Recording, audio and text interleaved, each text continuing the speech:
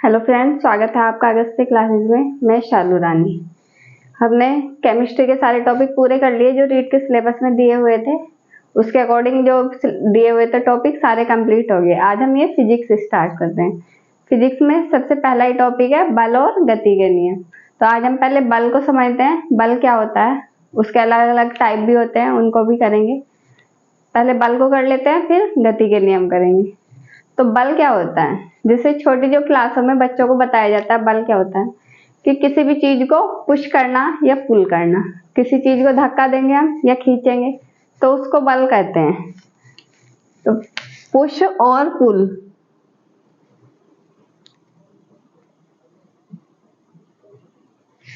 Push और पुल करना, किसी चीज को धक्का देना या किसी चीज को खींचना, इसको बल कहते हैं। लेकिन जब हम बड़ी क्लास में आ जाते हैं तो इसकी थोड़ी डेफिनेशन अलग हो जाती है। जैसे कोई भी वस्तु है, वो विराम अवस्था में या गति अवस्था में, मतलब वो गति कर रही है या स्थिर है, एक ही जगह स्थिर है, तो हम उस पर बल लगा के उसकी स्थिति को चेंज कर सकते हैं। जैसे कोई गति कर रही है, उसको हमें रोकना है तो बल लगा के हम रोक सकते हैं, या कोई विराम अवस्था में है तो उसको बल लगा के हम गति दे सकते हैं। तो किसी भी चीज वस्तु की यांत्रिक अवस्था में परिवर्तन आता है इससे। तो बल द्वारा इसकी डेफिनेशन ये हो सकती है, बल से हम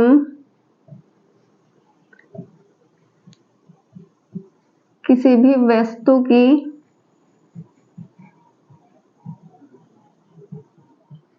यांत्रिक अवस्था में परिवर्तन कर सकते हैं, यांत्रिक स्थिति में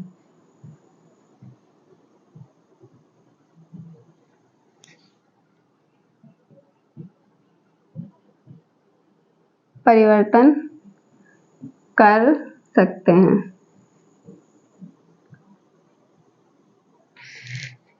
अब जैसे हम किसी भी चीज पर बल लगा रहे हैं तो वो हमें बल जो हम लगा रहे हैं वो थोड़ी दिखता है, हमें वो इसका इफेक्ट दिखता है कि उसका क्या प्रभाव हो रहा है। हम जो बल लगा रहे हैं, हम गेट पे बल लगा रहे हैं उसको बंद करने के लिए, तो वो बल नहीं दिखेगा, लेकिन जो गेट बंद हो रहा है वो दिख रहा है, उसका प्रभाव दिख रहा है, बल का प्रभाव।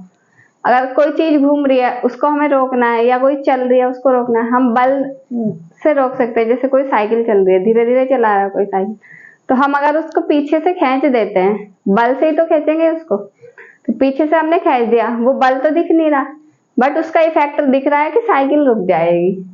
तो इस तरह से बल नहीं दिखता, बल का इफेक्ट दिखता है। तो यहाँ पे एक पॉइंट क्या आ सकता है, बल को हम देख नहीं सकते,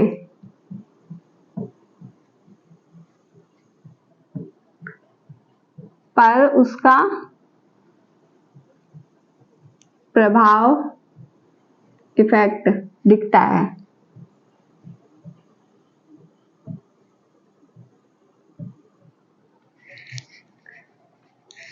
उसका प्रभाव दिखता है। जैसे एक ये सरफेस है, इस पे हमने एक बॉल रखी और उसको यहाँ से पीछे से बल लगाया, वो नीचे को लुढ़क के आएगी, तो वो धीरे धीरे लुढ़क के आएगी, तो वो बल द्वारा लुढ़क के आ रही है, हमने पीछे से बल लगाया तभी तो चली वो। ये अभी विराम अवस्था में स्थिर है, मतलब ये चल नहीं रही, यहाँ से हमने पीछे से उसको बल लगाया तभी तो वो चलेगी। या फिर किक मारेंगे, जैसे फुटबॉल मैच होता है, फुटबॉल मैच में एक बॉल को नीचे रखेंगे और पैर से किक मारेंगे तभी तो वो आगे जाएगी। जब तक हम उस पर किक नहीं मारेंगे जब तक वो आगे नहीं जाएगी, इसका मतलब वो विराम अवस्था में है। जब तक कोई बाह्य बल उस पर कार्य नहीं करेगा वो उसी अवस्था में रहेगी जिस अवस्था में वो है।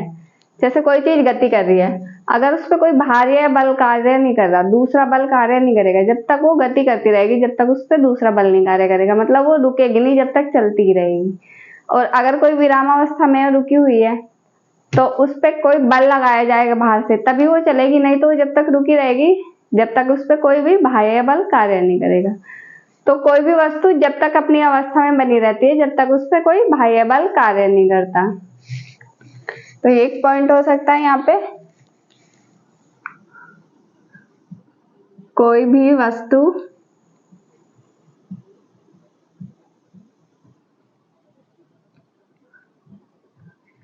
अपनी अवस्था में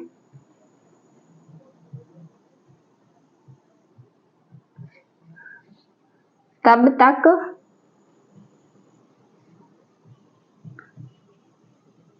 बनी रहती है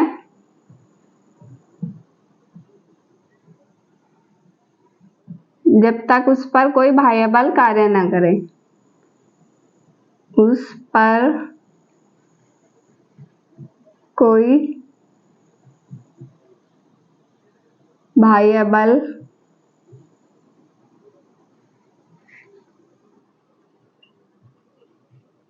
कार्य न करे। जब तक उस पर कोई अलग से बल नहीं लगाया जाएगा, बाह्य बल नहीं लगाया जाएगा, जब तक वो अपनी उसी अवस्था में बनी रहेगी जिस अवस्था में वो है।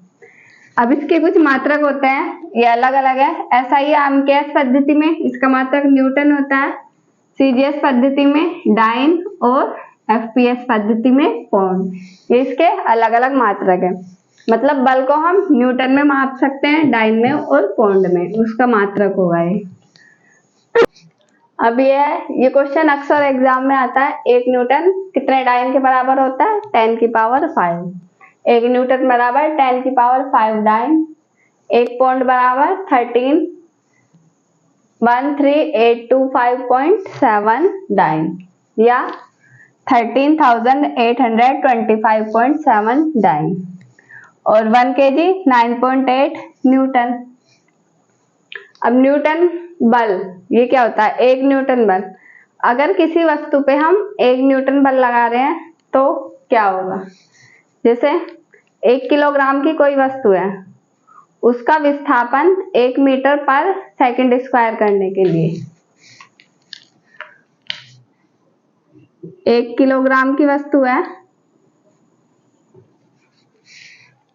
1 किलोग्राम की वस्तु है, विस्थापन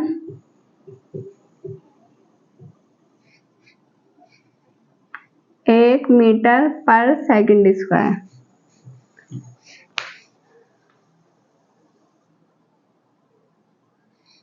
एक किलोग्राम की वस्तु है, उसका विस्थापन 1 मीटर पर सेकंड स्क्वायर करने के लिए हमें उस पे 1 न्यूटन बल लगाना पड़ेगा। मतलब 1 न्यूटन बल लगाएंगे हम 1 किलोग्राम की वस्तु पे, तो उसका विस्थापन 1 मीटर पर सेकंड स्क्वायर होगा।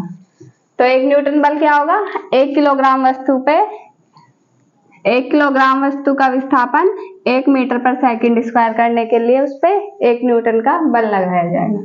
अब ये बल अलग अलग प्रकार के होते हैं। 2 बल के प्रकार ये 2 टाइप के होते हैं, एक संपर्क बल और असंपर्क बल। संपर्क बल में वो बल आएंगे जिसमें 2 वस्तुएं एक दूसरे के संपर्क में आती है और तभी बल लगता है। और असंपर्क बल में वे आएंगे जो बिना संपर्क में आए हुए जिनमें बल लगता है, तो वो असंपर्क बल में आएंगे। संपर्क बल में क्या आएगा? जैसे दरवाजा बंद करना या खोलना, हमें दरवाजे को बंद करना है या खोलना है, तो जब तक हम उसको टच नहीं करेंगे ना खोल सकते ना उसको बंद कर सकते। वैसे आजकल रिमोट वाले भी आ रहे हैं, पर जो सिंपल दरवाजे यहाँ पे उनकी बात हो रही है। जब तक हम उसको बंद करने के लिए टच नहीं करेंगे तो वो जब तक बंद नहीं होएगा। और खोलना है तो उसको फिर भी टच करना पड़ेगा। तो इसमें बंद करने के लिए तो उसको पुश करना पड़ेगा और खोलने के लिए उसको पुल करना पड़ेगा। तो दरवाजा एक संपर्क बल का उदाहरण है, संपर्क बल। अब जैसे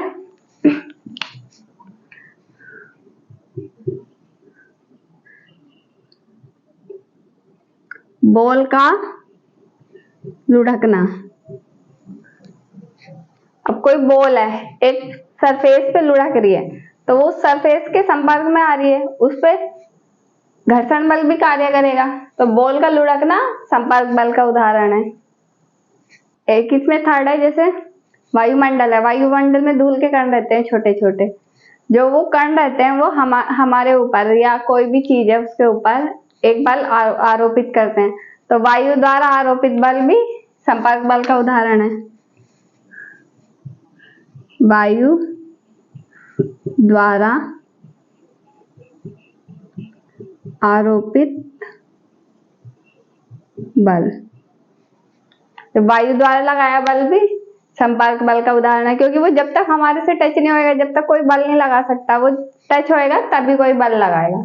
और असंपर्क बल में कौन से बल आएंगे? जैसे दो चुंबक होती है, चुंबक को दूर दूर रखते हैं, वो एक दूसरे से टच नहीं रहती, फिर भी वो एक दूसरे के पास आ जाती है, उनमें बल लगता है, वो पास आ जाती है, तो वो एक दूसरे के संपर्क में नहीं है, फिर भी उन पे बल लग रहा है, तो ये असंपर्क बल का उदाहरण है, चुंबकीय बल।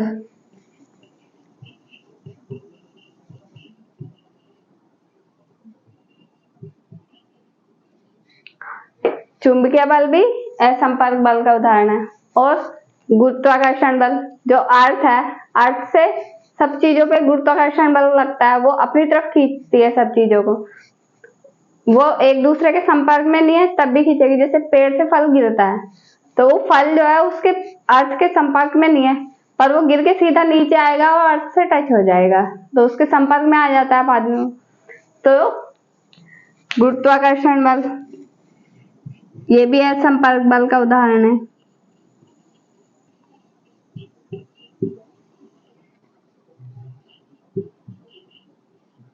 गुरुत्वाकर्षण बल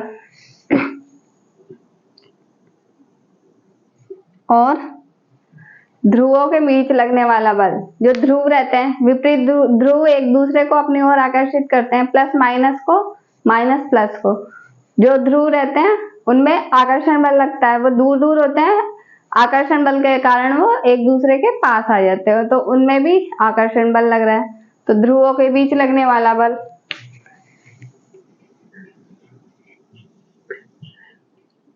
ध्रुवों के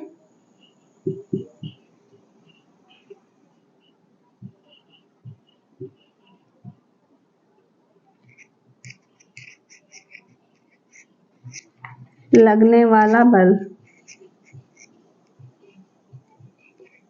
ध्रुवों के बीच लगने वाला बल।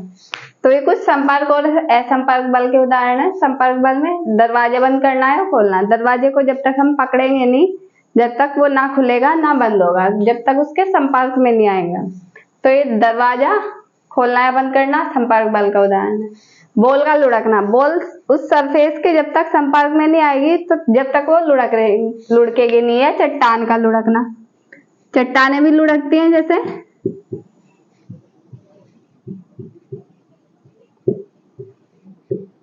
चट्टान जैसे ऊपर से आ रही है, तो नीचे वाली चट्टानों के संपर्क में आएगी तभी तो नीचे आएगी, उनसे उनके ऊपर टच हो के लुढ़कते हुए वो नीचे आएगी। वायु द्वारा आरोपित बल, वायु में जो कण होते हैं धूल के, वो हमारे संपर्क में आते हैं और उससे भी बल लगता है, तो वायु द्वारा आरोपित बल, ये सब संपर्क बल के उदाहरण। असंपर्क बल में चुंबकीय बल, चुंबक होती है, दूर दूर रहती हैं एक दूसरे से, पर उनमें चुंबकीय बल काम करता है, तो उस कारण वे एक दूसरे के पास आ जाती हैं और चिपक जाती है। गुरुत्वाकर्षण बल, गुरुत्वाकर्षण बल का आपको पता है, जैसे ऊपर से कोई भी चीज हमेशा नीचे ही गिरेगी, क्योंकि जो अर्थ है उस पे गुरुत्वाकर्षण बल लगा दिए। ऊपर से कोई भी चीज छोड़ो, वो नीचे आएगी हमेशा, वो एक दूसरे के संपर्क में नहीं है, पर वो गुरुत्वाकर्षण बल के कारण हमेशा नीचे आती है। अब जैसे ये मारकर इसको मैं छोड़ूंगी तो ये हमेशा नीचे ही आएगा, नीचे आ रहा है, क्योंकि इस पे गुरुत्वाकर्षण बल काम कर रहा है, जो अर्थ का गुरुत्वाकर्षण बल है वो इस पे काम कर रहा है। कुछ भी चीज छोड़ो, जैसे ये डस्टर है, अगर हम इसको छोड़ते हैं तो ये भी नीचे आएगा, ऐसे इस पे भी गुरुत्वाकर्षण बल काम कर रहा है। तो सभी वस्तुओं पे, इंसानों पे, जानवरों पे, सब पे गुरुत्वाकर्षण बल काम करता है।